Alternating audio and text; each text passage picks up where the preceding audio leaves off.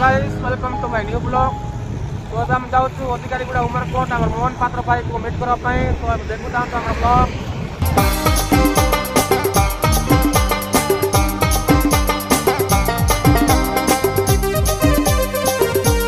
हम मोहन भाई के पास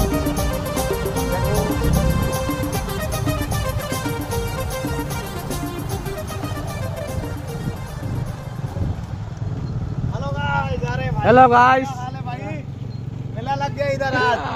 मेला लग गया, देख सकते हो भाई लोग फाइनली भाई बहुत दूर से आए हैं भाई, अपना बीजापुर ढोडरा से। तो हेलो गाइस, तो देख सकते हो भाई ढोडरा से आए हैं भाई, ढोडरा से आगे बीजापुर से। तो भाई इतना दूर से बारिश तो हो रहा है भाई। परसों से जयपुर में मैं आंध्रा से निकला हूँ भाई, वहाँ से भी बारिश चालू हुआ है।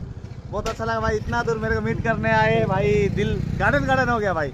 और भाई जो आसती आम भाई को तो जान साबत भाई तो आम आगुरी सांग भाई तुम ना कि सिंगर सूर्या टू अरे भाई से तो मुई राति रे कथा ही चिन्ही पार नी। तो बहुत खुशी लगला भाई, मत सपोर्ट कर एरिया रे। नमस्कार, जय हिंद।